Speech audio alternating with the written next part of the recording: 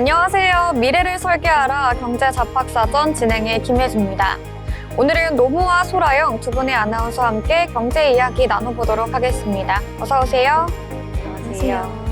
네, 9월 9일 경제잡학사전 시작해 보도록 하겠는데요. 간밤에 미증시 간략하게 짚어보겠습니다.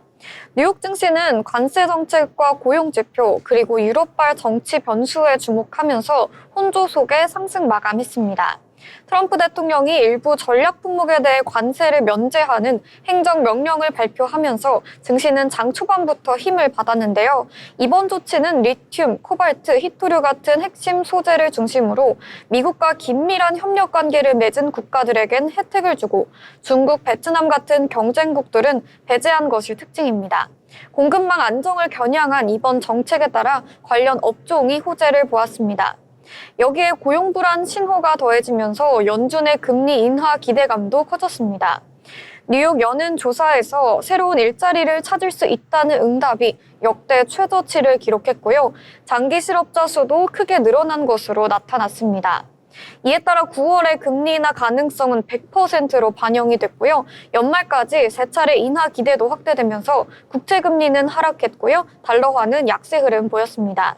일부 기술주는 이 기대감을 바탕으로 다시 강세를 나타냈습니다. 다만 유럽발 정치 변수도 있었습니다. 프랑스에서는 총리 신임 투표 결과 결국 바이로 총리가 사퇴했고 마크롱 대통령은 곧 새로운 총리를 지명하겠다고 밝혔습니다. 시장의 예상 범위 안의 결과였지만 향후 야당 인사가 총리로 기용될 경우 정책 불확실성이 커질 수 있다는 점은 부담적인 요인으로 지목되고 있습니다.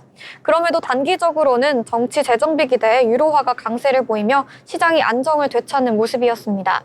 네, 결국 오늘 뉴욕 증시는 관세 완화와 금리 인하 기대 속에 소폭 상승했고요. 고용 불안과 정치 리스크라는 그림자는 여전히 남아있는 하루였습니다.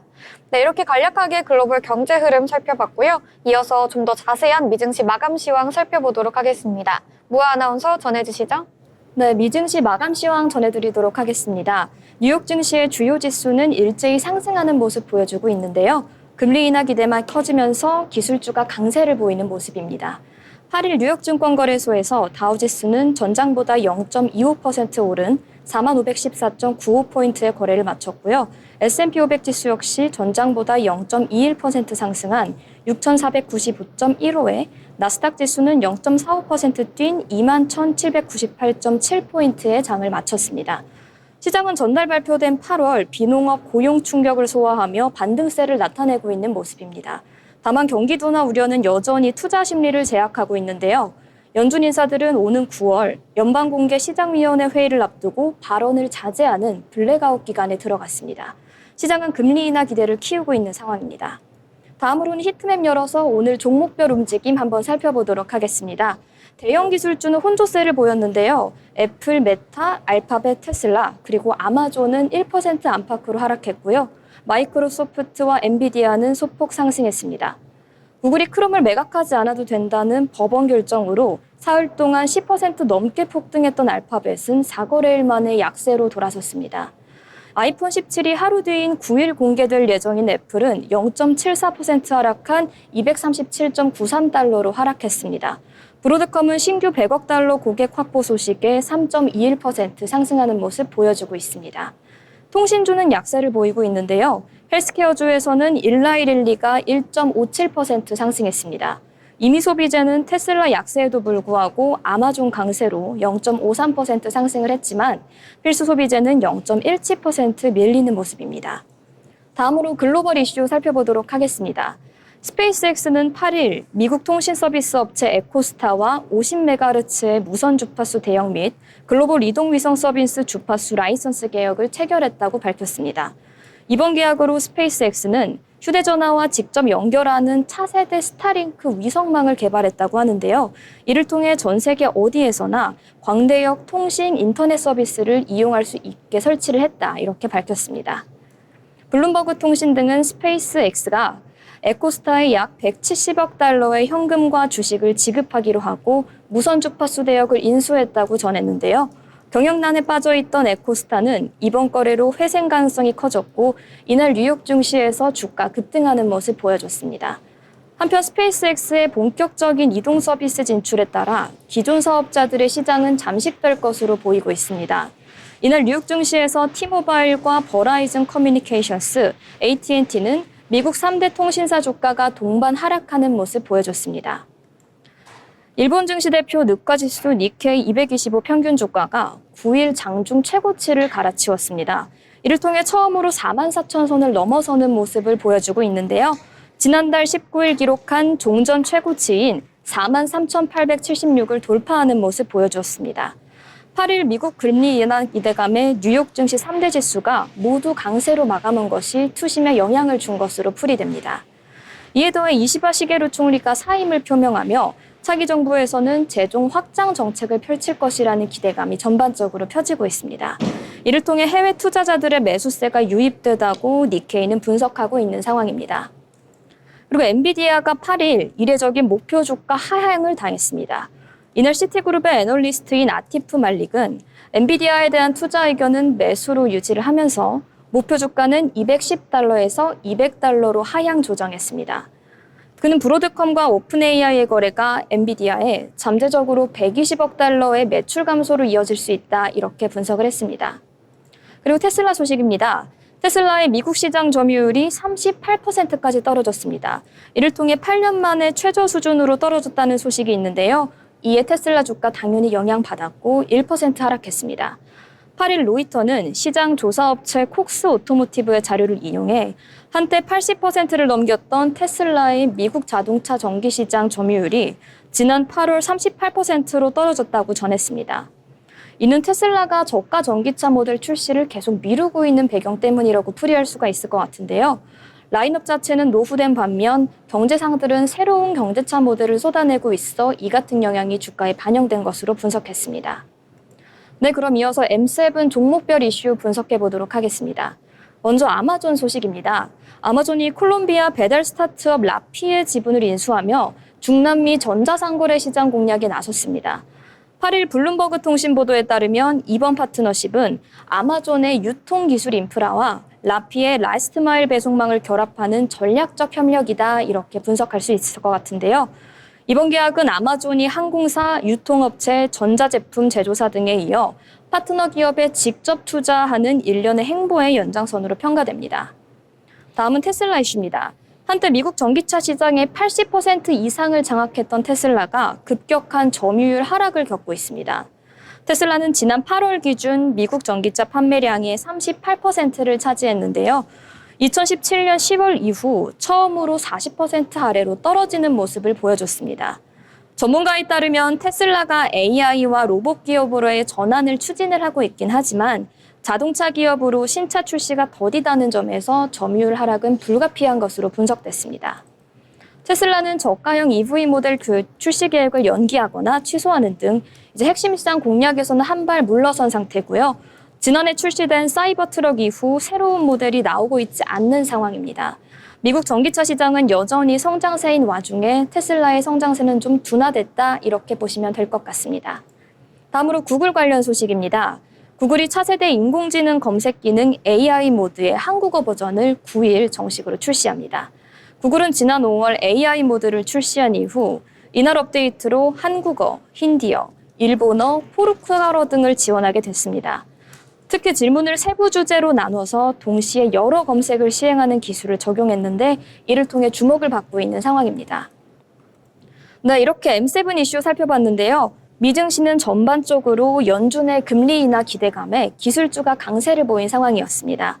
지난주 뉴욕 증시가 8월 고용보고서 부진으로 하락 마감한 것에 따라 월가는 이번 주 발표되는 인플레이션 지표에 주목을 하고 있는 상황인데요. 내일 발표되는 8월 생산자 물가지수와 11일 발표되는 소비자 물가지수도 같이 주목해 보시면 좋을 것 같습니다. 이상 미증시 마감 전해드렸습니다. 네, 미증시 마감 시황 살펴봤습니다. 간밤에 뉴욕 증시는 금리 인하 기대감이 커지면서 기술주들의 강세가 보이면서 주요 지수들을 끌어올렸습니다.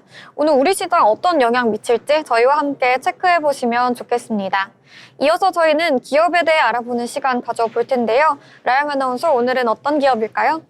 네, 오늘 제가 소개해드릴 기업은요. 케이크를 예술로 만든 브랜드, 바로 누데이크입니다.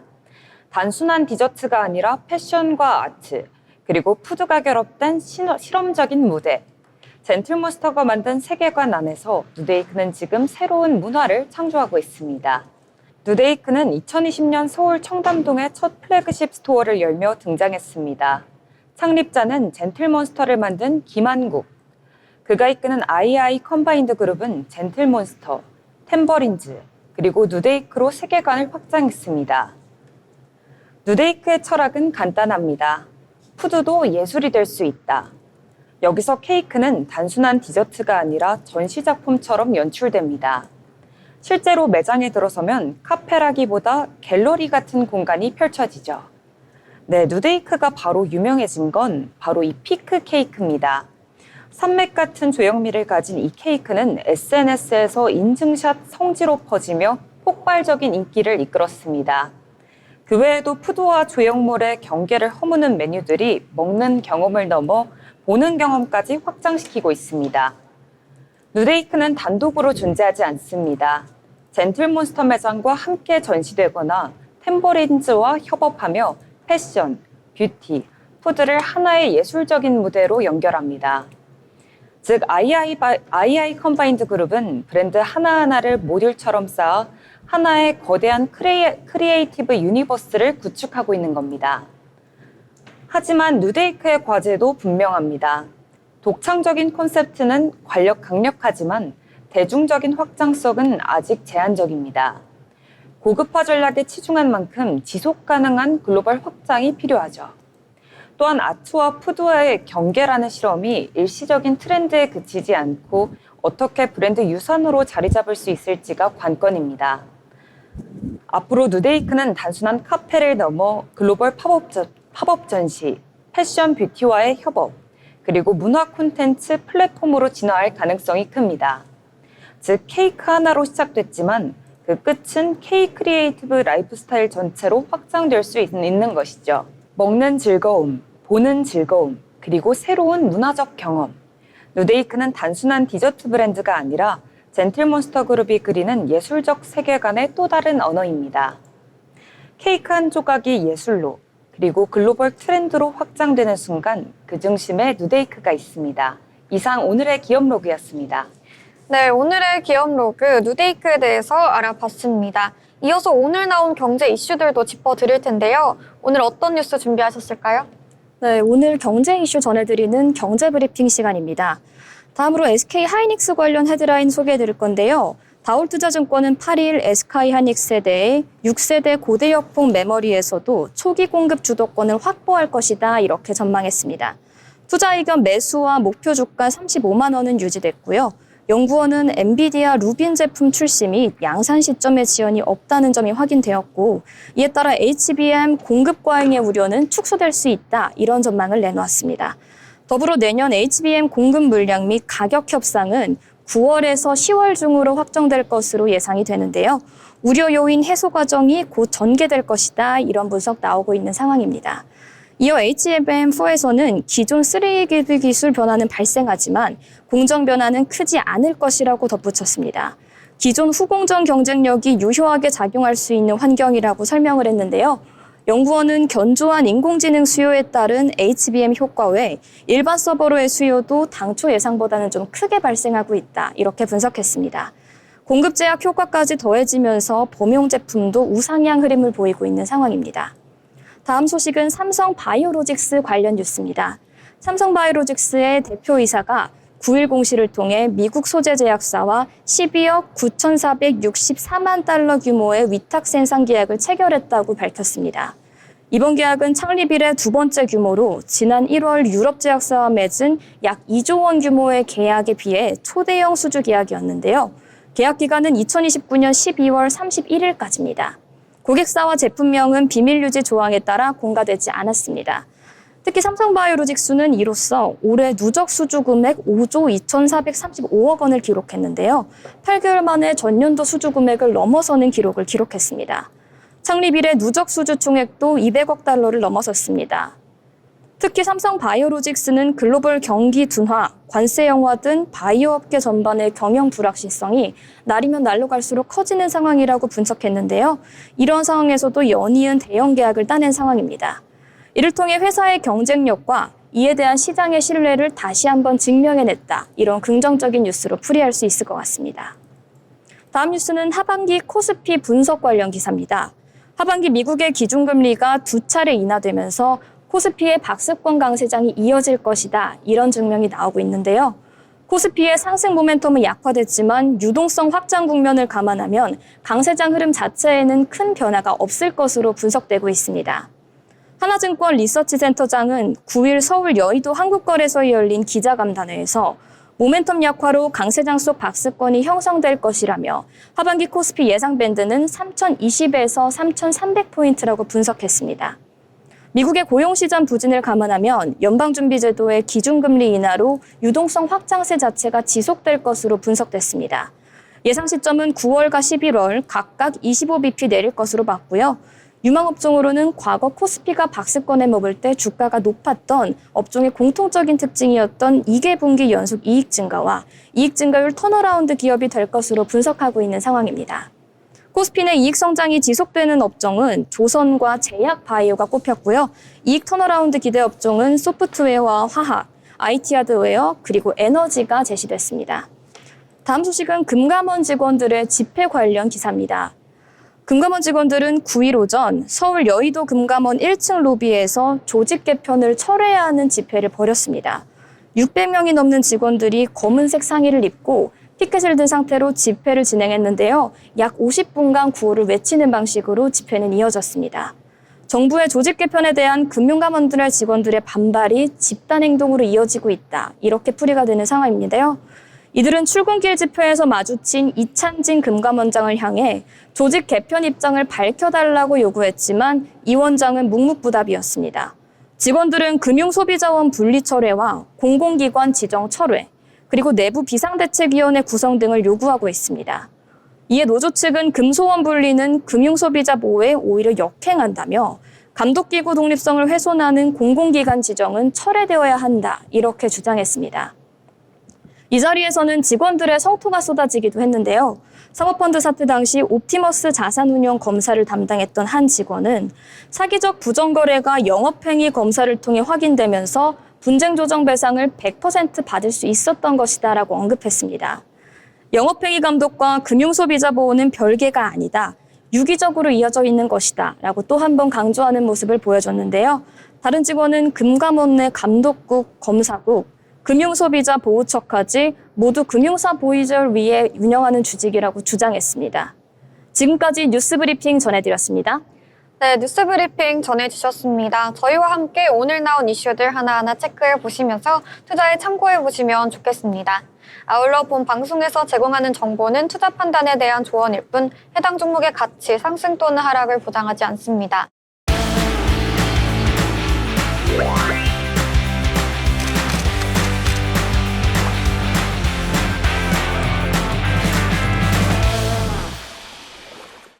네, 이번 시간은 전국의 축제, 맛집, 전시 등 핫플레이스를 소개하는 어디 갈까 시간입니다. 오늘도 유지영 아나운서와 함께합니다. 어서 오세요. 안녕하세요. 네, 오늘은 어디로 떠나볼까요? 오늘은 시청역 앞 서울광장으로 떠나볼 건데요. 본격적인 소개에 들어가기 앞서서 앵커님들은 좋아하는 운동 있으신가요? 저는 솔직히 운동을 좋아하진 않지만 생존형으로 열심히 좀 해보고 있습니다. 필라테스 같은 거 열심히 하고 있고요. 저는 요즘에 공복 유산소에 빠져서 러닝을 한번 해볼까 하고 있습니다. 저도 러닝을 좋아하는데요. 저희처럼 다양한 운동을 즐기는 분들을 위해 다양한 운동을 즐길 수 있는 프로그램이 준비되어 있다고 합니다. 바로 전 세대를 아우르는 생활체육을 통해 도심 한복판에서 건강한 에너지를 나누는 2025 운동하는 서울광장 프로그램입니다. 네, 광장에서 사람들과 함께 운동할 수 있다니 기대가 되는데요. 간단한 프로그램 소개 부탁드리겠습니다. 2025 운동하는 서울광장은 9월 11일, 9월 18일 목요일 총 이틀간 진행이 되는데요. 오후 8시부터 9시까지 진행됩니다. 서울시민 누구나 무료로 참여가 가능한데요. 5월부터 매주 목요일에 진행이 됐지만 7, 8월 휴장기를 거쳐 9월부터 다시 시작이 됐습니다. 9월 18일 목요일 14회차가 끝으로 마무리된다고 하니 여러분들 집중하셔야겠습니다. 네, 아직 2번이 남아있는 만큼 훨씬 더 감심이 쏠리는 것 같은데요. 혹시 2025 운동하는 광장만의 슬로건이 있을까요? 네, 있는데요. Light up the night, move the crowd. 빛나는 서울광장 다시 한번 움직이다입니다. 함께 뛰고 함께 즐기는 서울의 대표 야외 운동 프로그램인 만큼 서울광장의 시민들의 에너지로 활기차게 빛나는 현장이 될 것 같습니다. 네, 그렇다면 어떤 프로그램들이 구성되어 있을까요? 총 3가지의 프로그램으로 구성됩니다. 메인 무대, LED 뉴스포츠 놀이터, 기업 홍보 부스입니다. 네, 말씀해주신 3가지 프로그램 다 궁금한데요. 구체적으로 설명해 주시겠어요? 먼저 메인 무대부터 알아보겠습니다. 인원 제한이 없는 야외 운동 프로그램입니다. 2일간 액티브 필라테스와 맨몸 운동을 즐길 수 있는데요. 9월 11일에는 염승희 강사님과 강한 코어와 유연성을 동시에 키우는 액티브 필라테스를 하게 됩니다. 균형 잡기와 스트레칭을 통해 몸의 중심을 강화시킬 수 있습니다. 9월 18일에는요, 심으뜸 강사님과 장비 없이 언제 어디서나 할 수 있는 맨몸 운동을 하게 됩니다. 기본 동작으로 체력과 근육을 기를 수 있습니다. 2명의 유명하고 멋진 강사님이 지도해주는 운동이 무료이기까지 하다니 서울 광장에서 시민들이 쉽고 편하게 운동을 즐길 수 있을 것 같습니다. 이어서 LED 뉴스포츠 놀이터입니다. 4가지 스포츠를 즐길 수 있는데요. LED 조명이 있는 핸들러를 들고 셔틀콕을 주고받는 LED 핸들러, LED 원반을 던져 정해진 목표에 받치는 LED 플라잉 디스크, 네트에 공을 던져 상대방이 공을 받지 못하면 점수를 얻는 스카이프볼, 줄로 연결된 공을 던져 타겟 구조물에 걸면 점수를 얻는 볼로볼까지 색다른 스포츠를 경험할 수 있습니다. 마지막 기업 홍보 부스 보시죠. 한국 라크로스 협회와 플래시 고시 플래시의 부스가 운영이 됩니다. 헬스 관련 식품과 운동기구를 무료로 시식하고 체험할 수 있는 공간입니다. 네, 정말 알찬 프로그램들이네요. 저는 개인적으로 심으뜸 감상님과 함께하는 맨몸 운동이 가장 기대가 되는 것 같습니다. 네, 저는 뉴스포츠 놀이터가 기대가 되는데요. 목요일에 직접 참여해보고 싶다 이런 생각이 듭니다. 따로 예약이 필요할까요? 네, 신청 방법은 2가지가 있습니다. 먼저 사전 신청은 홈페이지를 통해 구글 폼을 통해서 접수하실 수 있고요. 방문을 하셔도 운영이 가능한데요. 광장 내 운영 부스를 방문하시면 참여가 가능합니다. 당일 접수처에서 팔찌를 수령하시면 됩니다. 네, 그럼 마지막으로 시민들이 알아두면 좋을 정보가 있을까요? 네, 배치도를 보시면 현장에 물품 보관소가 있어서 짐 보관이 가능하고요. 또 응급 의료 부스도 운영되기 때문에 혹시 위급 상황이 생기더라도 안전하게 대처할 수 있습니다. 그래도 가장 중요한 건 편한 복장이겠죠. 편한 복장으로 시원한 날씨인 9월 저녁에 운동 즐기셨으면 좋겠습니다. 네, 좋습니다. 다가오는 가을 서울광장에서 시민들과 함께 즐기는 운동축제 단 2회만 남았다고 하죠. 2025 운동하는 서울광장에서 꼭 함께 해주시면 좋겠습니다. 네, 지금까지 유지영 아나운서와 함께한 어디 갈까 시간이었습니다.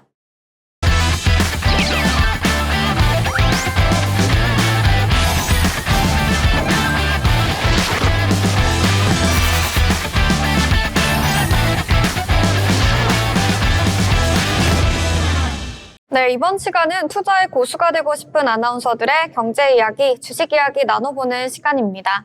먼저 9월 9일 화요일 국내 증시 마감 상황부터 살펴드리도록 하겠습니다. 네, 우리 시장 코스피, 코스닥 모두 활짝 웃었는데요. 양시장 모두 상승 마감을 했습니다. 코스피는 종가 기준 연고점을 경신하기도 했는데요. 자세한 지수 상황 체크해보도록 하겠습니다. 네, 코스피는 상승 출발 이후에 강보합권에서 움직이는 모습이 나타났습니다. 장 후반부로 갈수록 그 상승폭을 확대해줬는데요. 1%대 상승을 보였습니다. 1.26% 오르면서 3,260.05포인트에서 거래를 마쳤습니다. 수급도 체크해 보겠습니다. 외국인과 기관이 쌍끌이 매수해주면서 지수를 견인했는데요. 외국인이 6,572억 원 담아냈고요. 기관이 3,043억 원 담아냈습니다. 반면에 개인이 1억 371억 원 팔아치웠습니다. 이어서 코스닥의 지수 흐름도 살펴보겠습니다. 네, 코스닥 역시 상승 출발 후에 장 후반부로 갈수록 그 상승폭을 확대시키는 모습이 나타났습니다. 0.76% 빨간불 키면서 824포인트의 종가 형성해줬습니다. 투자자별 매매 동향도 체크해 보겠습니다. 역시나 메이저 주체들이 쌍끌이 매수를 해주면서 지수 상승을 이끌었는데요. 외국인이 234억 원 순매수했고요. 기관이 101억 원 순매수했습니다. 반면에 개인이 316억 원 팔아치웠습니다. 이어서 시가총액 상위 종목들의 흐름들도 살펴보겠습니다. 네, 먼저 코스피 시장부터 살펴보시면요. 오늘 코스피 시장에서는 반도체주의 강세가 눈에 띄었습니다. 간밤에 미국 증시에서 인공지능과 반도체 관련주들이 강세를 보인 영향으로 풀이가 되는데요. 반도체 투톱주 모두 상승했습니다. 삼성전자가 2%대 강하게 올라줬고요. 71,500원에 종가 형성했습니다. SK하이닉스도 강하게 상승했는데요. 3.97%죠. 4% 가까이 강하게 급등해줬습니다. 28만 8천원에 종가 형성했습니다. 네, 오늘 시장에서 어제 조금 쉬어갔던 자동차주 강세 흐름 이어졌는데요. 현대차는 0.24% 빨간불 켰고요. 21만 9천원에 마무리했습니다. 기아도 0.57% 상승했고요. 10만 5,500원에 마무리했습니다. 이어서 코스닥 시장의 흐름들도 살펴보겠습니다. 네, 오늘 코스닥 시장에서는 바이오주들이 강세 흐름 나타났는데요. 금리 인하 기대감이 커지면서 바이오주들의 상승 압력이 더해지는 모습입니다. ABL 바이오가 2.69% 강하게 급등했고요. 삼천당 제약도 2% 가까이 올라줬습니다. 반면에 어제 급등했었던 파마 리서치는 오늘 차익 실현 매물이 출회가 됐는데요. 0.44% 하락했습니다. 67만 2천원에 종가 형성했고요. 오늘 알테오젠도 쉬어가는 모습이네요. 0.31% 빠졌고요. 47만 6,500원에 거래를 마쳤습니다. 오늘 2차 전지주 반도체주에 이어서 함께 동반 상승해주는 모습인데요. 에코프로 BM이 1%대 상승폭 보여줬습니다. 네, 이렇게 오늘 국내 증시 마감 상황 전달해 드렸습니다. 지수는 지난달 주식 양도소득세 부과 기준을 현행 50억 원에서 10억 원으로 강화하는 세제 개편안 발표로 증시가 폭락한 이후에 가장 많이 올랐던 하루였는데요. 간밤에 미증시도 강한 흐름 보여주면서 오늘 우리 시장 좋았다라고 평가해 볼 수 있겠습니다. 이어서 오늘 시장에서 주목받았던 움직이는 섹터들 살펴보도록 하겠습니다. 먼저 첫 번째 특징주죠. 어떤 종목일까요? 네, 오늘의 특징주 소개해드리도록 하겠습니다. 바로 SK 소식인데요. SK는 장 초반 강세를 보였습니다. 증권가에서 하반기 실적 개선이 이뤄질 것이라는 전망이 나오면서 투자 심리가 개선되고 있는 모습인데요. 9일 MP닥터에 따르면 오전 9시 7분 기준 SK는 전거래일 대비 3.77% 오른 22만 원에 거래되는 모습 보여줬습니다. SK우는 2.90% 오름세고요. 이날 흥국증권은 SK에 대해 SK이노베이션과 나머지 자회사들의 양호한 실적 개선으로 하반기에는 실적 개선 모멘텀이 가능할 것이다. 이런 밝혔습니다. 그리고 목표가를 23만 원에서 26만 원으로 상향 조정해 주었습니다. 박종렬 흥국증권 연구원은 주력 자회사인 SK스퀘어 그리고 SK네트워크스의 견조한 실적이 유지되는 가운데 그동안 부진했던 SK이노베이션의 실적 개선이 진행될 것이다. 이런 분석 내놓고 있습니다. 3, 4분기 SK의 연결 기준 예상 매출액은 29조 7천억 원에 달하고요. 영업이익은 4,979억 원으로 상반기의 부진을 만회하는 양호한 실적을 기록할 전망이다. 이런 분석 내놨습니다. 이 같은 소식에 SK의 차트를 살펴보면요. 오늘 SK의 차트 같은 경우에는 21만 4천 원으로 시가 형성했고요. 22만 2,500원에 고가 형성하고 22만 1,000원 선에서 종가 형성하며 마무리되는 모습 보여줬습니다. 네, SK 주가가 하반기 실적 기대감에 계속해서 힘을 받으면서 강세 흐름 이어오고 있습니다. 오늘 시장에서도 강세 흐름 이어왔는데요. 특히 정유화학 부문에서 업황 회복 전망이 긍정적으로 작용을 했습니다. 최근 글로벌 경기 둔화 우려에도 불구하고 전방 산업의 수요 회복과 원가 안정화가 맞물리면서 영업이익 개선이 본격화될 것이란 분석이 나오고 있습니다. 또한 지주사 차원에서의 자회사 가치 부각, 그리고 그룹 전반의 투자 전략이 긍정적으로 평가가 되면서 투심이 한층 살아난 모습인데요. 다만 대외 변수들이 여전히 존재하는 만큼 단기 급등보다는 실적 개선 흐름이 꾸준히 이어질지가 중요한 포인트가 되겠습니다. 네, 이렇게 SK 소식, 오늘은 실적 개선 전망에 한 발 앞서 주가가 반응했다, 이렇게 정리해 볼 수 있겠습니다. 이어서 오늘 반도체 업계의 중요한 소식부터 전달해 드리겠는데요. 미국 브로드컴과 오픈 AI가 차세대 AI 반도체 개발을 위한 협력에 나섰습니다. 시장에서는 이 협력이 글로벌 HBM 공급망에도 적지 않은 파급력을 미칠 거라는 분석이 나오고 있는데요. 무엇보다 이번 협력으로 오픈 AI가 엔비디아의 의존도를 낮추고 다양한 반도체 기업들과 손을 잡을 수 있다, 이런 길이 열리게 됐습니다. 그렇게 되면 자연스럽게 삼성전자와 SK하이닉스 같은 국내 업체들의 HBM 공급처도 넓어질 가능성이 커졌습니다. 특히 최근 AI 데이터 센터 확대에 따라 HBM 수요가 급증하고 있는 만큼 국내 메모리 업계에 새로운 기회로 작용할 거란 기대가 높아지고 있습니다. 다만 글로벌 경쟁이 치열한 시장인 만큼 기술력과 생산능력을 얼마나 선제적으로 확보할 수 있을지가 관건이 될 전망입니다. 정리해보면 브로드컴과 오픈 AI의 협력이 삼성과 SK에는 글로벌 AI 반도체 시장에서 한 단계 더 도약할 수 있는 발판이 될 수 있을지 계속해서 지켜보시면 좋겠습니다. 네, 이렇게 반도체 소식 전해드렸고요. 이어서 다음 특징주 넘어가 보도록 하겠습니다. 무아 아나운서, 어떤 종목일까요? 네, 이번 종목은 증권주 가져와 봤는데요. 바로 미래에셋증권입니다. 9일 증권주가 일세히 강세 흐름 보여주고 있는 상황입니다. 바로 이재명 대통령이 주식 양도세 대주주 기준을 상향 조정을 긍정적으로 검토하겠다는 소식이 보도가 됐기 때문인데요. 이날 오전 9시 52분 기준 미래에셋증권은 전거래일 대비 1,250원 오른 2950원에 거래되는 모습 보여줬습니다. 이외에도 상상인증권, 키움증권, 한국금융지주, 부국증권, 한투증권 등 다수의 증권사 주가가 2에서 6%대 강세를 보여주고 있는 좋은 흐름입니다. 이는 양도소득세 부과 대상인 대주주의 종목당 주식 보유의 기준을 50억 원에서 10억 원으로 강화하는 조치가 시해졌기 때문인데요. 이에 대한 세제 개편안에 대한 투자자들의 반발이 거세 이제 정부가 한 발 물러설 뜻을 나타낸 데 따른 기대감이 주가에 긍정적으로 작용하고 있는 것으로 보입니다. 전날 박성훈 국민의힘 수석대변인은 장동혁 국민의힘 대표가 이 대통령과의 첫 단독회담에서 청년 고용대책 마련, 주식 양도세 대주주 기준 상향 조정, 지방건설 경기 활성화 등을 건의했다고 하는데요. 이 대통령은 장 대표의 제안에 긍정적으로 검토하겠다라는 발언을 한 것으로 보도됐습니다. 구윤철 부총리 겸 기획재정부 장관 역시 이제 정부 세종청사에서 기자간담회를 진행을 했습니다. 이때 양도세 부과 기준 완화 가능성을 시사했는데요. 그는 정책이라는 게 정부가 한 번 결정했다고 해서 옳다는 건 아니다라고 명확한 의사표현을 했습니다. 이에 정부 발표 후 국민 의견을 듣는 과정을 거치고 있다, 이렇게 발언했습니다.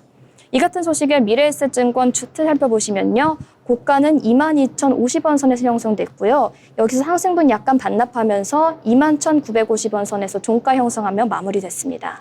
네, 미래에셋증권 오늘 시장에서 강세 흐름 보였는데요. 양봉 연출해줬습니다. 증권주 소식 전해주셨는데요. 미래에셋증권을 비롯한 대형 증권주들이 오늘 시장에서 일제히 강세 흐름을 보였습니다. 정부와 여당에서 대주주 양도세 기준 상향 가능성을 시사한 점이 직접적인 호재로 작용한 건데요. 그동안 시장에서는 과세 기준이 지나치게 낮아 개인 투자자의 부담을 키운다는 지적이 많았는데 제도 개선 움직임이 가시화되면서 증권업 전반에 거래대금 증가 기대감이 커진 겁니다. 여기에 연내금리 인하 가능성까지 맞물리면서 투심을 자극한 것으로 풀이됩니다. 물론 제도가 실제로 확정되기까지는 시간이 필요하겠지만 변화의 신호탄이 켜진 만큼 증권주들의 중장기 모멘텀으로 이어질 수 있을지 관심사로 떠오르고 있습니다. 미래에셋증권 오늘 제도 개선 기대감에 증권주 강세 흐름을 주도했다, 이렇게 정리해 보겠습니다. 이어서 다음 특징주 넘어가 보겠는데요. 또 다른 반도체 이슈를 짚어보도록 하겠습니다. 삼성전자와 SK하이닉스가 미국 반도체 기업 마벨의 CX를 즉 컴퓨트 익스프레스 링크 검증을 통과했습니다. 이는 CXL 기반의 차세대 서버 D램 공급을 본격적으로 시작할 수 있는 신호탄으로 해석이 되는데요. CXL은 CPU와 GPU, 메모리 사이의 데이터 전송 효율을 극대화하는 기술로 초대형 AI 연산과 데이터 센터 운영의 필수적인 핵심 인프라로 꼽히고 있습니다. 이번 검증 통과로 삼성과 SK는 글로벌 빅테크 기업들이 원하는 차세대 메모리 솔루션을 안정적으로 공급할 수 있는 자격을 확보한 셈입니다. 업계에서는 이번 성과가 향후 대규모 수주로 이어질 가능성까지 주목하고 있습니다. 특히 엔비디아, 구글, 아마존 등 글로벌 고객사가 AI 인프라 투자를 확대하는 가운데 국산 D램 기술의 입지가 한층 강화될 거란 기대감이 커지고 있습니다. 결국 CXL 콜 통과는 단순한 기술적 성취를 넘어서서 삼성과 SK가 글로벌 메모리 시장의 판도를 다시 한번 주도할 수 있는 중요한 계기가 될 것으로 보입니다. 네, 이렇게 두 번째 반도체 소식까지 전해드렸고요. 이어서 마지막 특징주 살펴보겠습니다. 어떤 종목일까요? 네, 이번 특징주는 바로 삼현입니다. 삼현이 고하중 자율주행 로봇을 사용 개발 완료했다는 소식에 강한 상승 흐름 보여주고 있습니다. 한국거래소에 따르면 9일 오전 9시 33분 기준 삼현의 주가는 전거래일 대비 21.05% 상승한 18,000원에 거래되고 있는 모습 보여줬었는데요. 삼현은 이날 국내 최초로 스마트 팩토리 물류 자동화용 고하중 자율주행 로봇 상용 개발을 완료했으며 오는 2025 로버월드에서 첫 상용화할 계획이라고 밝혔습니다. 삼현의 HAMR은 3D 라이다, 비전, 그리고 초음파와 범퍼 센서를 결합한 4중 안전체계 기반으로 구성이 되어 있는데요. 이를 통한 안전주행 시스템과 와이파이 LTE 기반의 암호화 통신, ERP, MES, WMS와 연동 가능한 삼업용 관제 시스템 역시 탑재하고 있다고 합니다. 특히 기존 무인 운반 로봇의 한계였던 저속도를 개선을 해서 이제 20km 내외의 고속주행이 가능하도록 한 게 가장 큰 장점이라고 볼 수 있는데요. 3톤부터 최대 10톤까지 운반 가능한 라인업을 갖추고 실내와 실외 복합 환경에서 운영이 가능하다, 이렇게 삼현 측은 설명을 해주고 있습니다. 이 같은 긍정적인 흐름에 오늘 삼현의 주가는 높은 상승세 보였습니다. 15,070원 선에서 시작한 주가는 장중 19,330원 선까지 고가를 형성했고요. 상수분 약간 반납하면서 19,330원 선에서 종가 형성하는 모습 보여줬습니다. 네, 마지막으로 삼현 소식 정리해 주셨습니다. 어제와 달리 오늘은 강하게 상승불 켜주면서 장대 양봉 연출했는데요. 삼현은 고하중 자율주행 로봇의 상용 개발을 완료했다는 소식에 주가가 빠르게 반응을 했습니다. 단순한 연구 단계가 아니라 실제 상용화 수준까지 기술이 올라섰다는 점이 투자자들의 눈길을 끌었죠. 물류, 방산, 스마트시티 등 적용 범위가 넓은 만큼 성장 잠재력이 크다는 평가가 이어지고 있습니다. 특히 로봇 산업이 정부 정책과 맞물려서 유망 산업으로 주목받고 있는 상황이죠. 삼현의 성과는 업계 전반에도 긍정적인 자극이 될 수 있을 것으로 보이고 있습니다. 다만 초기 사업화 과정에서 안정적인 수익 구조를 확보할 수 있을지가 과제로 꼽히는데요. 시장이 기대하는 건 기술력과 더불어서 실제 매출 성장으로 이어질 수 있느냐 하는 부분입니다. 네, 이렇게 삼현, 오늘은 로봇 상용화 소식에 힘입어 투자자들의 관심을 한몸에 받았습니다. 네, 이렇게 저희와 함께 여러 가지 특징주 정리해 봤는데요. 하나하나 살펴보시면서 투자에 참고해 보시면 좋겠습니다. 이어서 저희는 인물에 대해 알아보겠는데요. 라영 아나운서, 오늘은 어떤 인물 준비했을까요? 네, 오늘의 인물은요, 실리콘밸리에서 가장 주목받고 있는 젊은 여성 창업자입니다. 그리고 세계 최연소 여성 자수성가 억만장자로 떠오른 루시 구오입니다. 루시 구오는 미국 플로리다에서 태어난 중국계 이민자 가정의 딸로 자랐습니다. 스탠포드 대학을 중퇴하고 창업의 길로 들어섰죠. 그녀는 늘 남들과 다른 길을 선택했고 바로 그 결단이 실리콘밸리의 역사를 바꾸게 됩니다. 2016년 MIT 출신 알렉산더 왕과 함께 스케일 AI를 공동 창업했습니다. 스케일 AI는 데이터 라벨링, 인공지능 훈련 플랫폼으로 자율주행차와 군사용 AI까지 다양한 분야에 활용되며 급성장했습니다. 루시는 이 지분을 통해 불과 20대 중반에 억만장자 반열에 오르게 됩니다. 네, 2022년에 패시스라는 크리에이터 중심의 플랫폼을 새로 창업했습니다.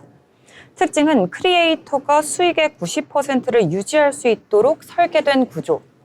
유튜브나 인스타그램에 의존하지 않고도 창작자 스스로가 자신의 팬들과 직접 소통하며 수익을 얻을 수 있도록 만든 것이죠. 루시고어는 언론에서 화제를 모은 발언으로도 굉장히 유명합니다. Act broke, stay rich. 부자처럼 굴지 말고 검소하게 살아라. 억만장자가 된 지금도 여전히 절제된 소비 습관과 실험적인 스타트업 투자 방식으로 주목받고 있습니다.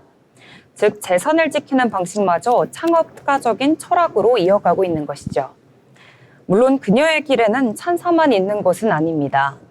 지나치게 화려한 라이프 스타일을 SNS에 공개해 겉으로는 검소, 실제로는 사치라는 비판을 받기도 했고, 실리콘밸리의 남성 중심의 스타트업 문화 속에서 여성 창업자의 상징으로만 소비되는 것에 대한 불만 역시 드러낸 바 있습니다. 하지만 그녀는 늘 나는 내가 원하는 걸 만든다라는 태도로 세간의 시선을 넘어서는 새로운 길을 개척해왔습니다. 루시고어가 앞으로 주목받는 이유는 단순히 젊은 억만장자이기만 해서는 아닙니다. 그녀는 이미 2차례 성공한 창업을 통해 데이터, AI 크리에이터 이코노미라는 다음 세대 산업의 핵심 키워드를 모두 거머쥐고 있습니다. 향후 그녀의 행보는 실리콘밸리의 글로벌 디지털 산업 전반에 직접적인 영향을 끼칠 것입니다. 이상 오늘의 기업 인물로그였습니다. 네, 오늘의 인물로그 살펴봤습니다. 이어서 투자에 도움이 될 만한 리포트 소개해 드릴 텐데요. 무아 아나운서, 오늘은 어떤 리포트일까요? 네, 시장 흐름과 산업을 분석하는 리포트 브리핑 시간인데요. 오늘 준비해본 리포트는 바로 국내 AI에서는 살 게 없을까라는 하나투자증권 리포트입니다. 곧 대한민국 AI 액션 플랜이 공개가 된다고 하죠. CSP 사업의 가치가 부각될 것이고 중소기업 AI 전환 수혜가 예상되고 있는 상황인데요. 자세히 살펴보시면요. 최근 AI 회의론이 다시 고개를 들고 새 정부 출범과 함께 증폭됐던 기대감도 약간 한풀 꺾인 모습을 보여줬었습니다. 흔히 국내 기업 중 AI 산업에는 진짜 투자할 만한 종목은 없다, 이런 여론이 좀 있었는데요. 그러나 신정부 정책이 관련 산업의 성장에 집중을 하고 있는 상황이고, 금융이나 공공 분야처럼 민감한 데이터를 외부 모델에 맡기지 않으려는 국가와 시장에서는 충분히 수익 창출 가능성이 크다, 이런 분석이 나오고 있는 상황입니다. 지난달 정부는 2026년 예산안을 공개했고 AI 분야에는 총 11.1조 원이 배정됐습니다. 이는 올해 AI 관련 예산인 3.3조 원의 약 3배에 달하는 규모다, 이렇게 분석을 할 수가 있는데요. 기업들이 개발 중인 생활 밀접형 제품 300개에 AI 기술을 기원하는 AX 스프린트 300 사업에는 무려 9천억 원이 투입된다고 밝혔습니다. 이렇게 관련 산업에서 예산이 크게 투입되는데요. 이러한 예산이 사용될 구체적인 정책은 곧 발표될 대한민국 AI 액션 플랜을 통해서 그 방향성이 제시될 것으로 보입니다. 최근에 미국과 중국도 AI 액션 플랜을 발표를 했었습니다. 다양한 국가가 대규모 정책적 지원과 투자를 통해 AI 인프라를 확충하고 있는 상황이다, 이렇게 리포트에서는 분석을 해주고 있는데요. 미국의 경우 민간 기업과 투자를 중심으로 AI 생태계를 꾸리고 있고요. 중국은 정부 주도로 휴머노이드 로봇 등의 응용 분야에서 그 누구보다 빠르게 성과를 내고 있는 그런 상황입니다. 이런 흐름에 따라 대한민국 초거대 AI 모델 확보를 위한 프로젝트 역시 같이 진행이 되고 있습니다. 국가대표 선발전으로 선정된 5개 컨소시엄을 살펴보려고 하는데요. 우선 네이버 클라우드는 하이퍼 클라우드를 통해 해외 경쟁사보다 한국어 데이터를 6,500배 더 많이 학습을 하고 있고요. LG AI 연구원은 엑사원을 통해 수학과 코딩에 특화된 모델을 내놨습니다. SK는 취약계층 및 다양한 사용자를 겨냥한 맞춤형 AI를, 그리고 NC는 이번 프로젝트에 선정된 주관사 중에서 유일한 게임사로 관련한 분야 이상을 아우르는 AI를 만들어낼 예정입니다. 또한 업스테이지는 해당 프로젝트에서 유일한 스타트업 주관사로 자체 개발한 경량 모델 솔라를 보유하고 있다, 이렇게 리포트에서 분석 나와주고 있는데요. 여기서 CSP에 대한 중요성이 부각된다고 해서 한번 짚고 넘어가 보려고 합니다. CSP는 클라우드 서비스 제공자의 약자입니다. 데이터 센터의 구축 비용이나 서버 조달 운영 비용 절감이 가능하고 미래엔 AI 생태계에 필요한 툴 그리고 플랫폼을 작용하는 방향으로 확장이 될 전망인데요. 국내 CSP들이 공통적으로 추구하는 방향은 고객들이 자사 생태계에서 벗어나기 어려운 고정적인 생태계를 구축하는 것입니다. 구글 클라우드 점유율도 한 자릿수에서 최근 10% 중반까지 확대된 상황인데요. 이런 CSP 사업을 어떻게 운용해서 기업의 플랫폼 선택의 전환점에 물살을 타는지가 이제 관련 기업들에게는 굉장히 중요한 변곡점이 될 예정입니다. 이러한 배경에 따라 기업 분석 및 추천 종목도 살펴보려고 하는데요. 우선 네이버입니다. 긍정적 이슈가 민감하게 반영될 구간이라고 평인데요. 목표 주가는 34만 원으로 매수 견조 유지에 상승 여력은 53.8%로 평가됐습니다.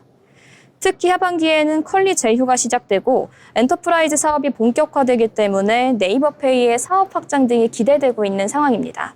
26년 예상 실적 기준 P는 15배라는 점에서 적극적인 확대 구간이다 이렇게 리포트에서 분석 내놨습니다. 다음 카카오는 MCP와 온디바이스 서비스로 만들어갈 생태계다 이런 평가를 받았는데요. 이 같은 평가 속에 8만 원으로 매수 의견 유지, 상승 여력은 35.8%로 평가됐습니다. 카카오는 별다른 이벤트 없이도 이 체력 개선세가 지속될 것으로 예상이 됩니다. 조만간 톡 개편, AI 관련 상품 출시 등이 이루어지며 이벤트를 앞두고 주가 변동선 자체는 확대가 되겠는데요. 비중 확대 의견은 유지되고 있는 상황입니다. 다음 추천 종목은 바로 NHN입니다. 정부 사업의 수혜로 이익과 밸류의 저점이 높아질 것이다. 이런 전망이 이어지고 있는데요. 매수 의견 유지의 상승 여력은 21%로 상승됐습니다. 한편 게임 사업에서 안정적인 이익을 창출하고 있음에도 기타 여러 가지 사업에서는 뚜렷한 성과가 개선되고 있지는 않는 상황이기 때문에 투자 포인트는 뚜렷하게 드러나진 않습니다. 하지만 정부 정책 및 AI 고도화에 따른 GPU 운영 사업자로서의 가치는 점점 고평가되고 있는 상황입니다.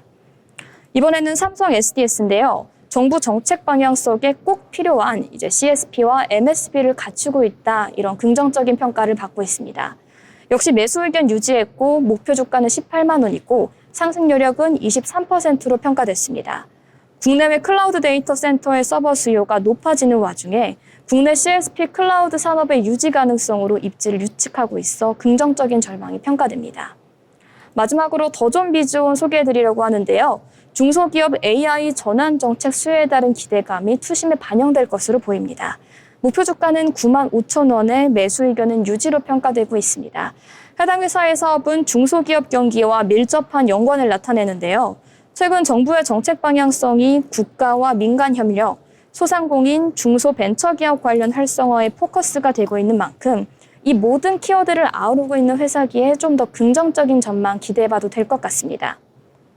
지금까지 AI 관련 정부의 정책과 클라우드 관련 사업인 CSP 관련 종목에 대해서 알아봤는데요. 이렇게 풀이해본 리포트를 통해서 투자에 도움되시면 좋을 것 같습니다. 지금까지 투자 리포트 전해드렸습니다. 네, 투자 리포트까지 전해주셨습니다. 내일은 어떤 흐름이 이어질지 저희와 함께 체크해보시면 좋겠습니다. 아울러 본 방송에서 제공하는 정보는 투자 판단에 대한 조언일 뿐 해당 종목의 가치, 상승 또는 하락을 보장하지 않습니다.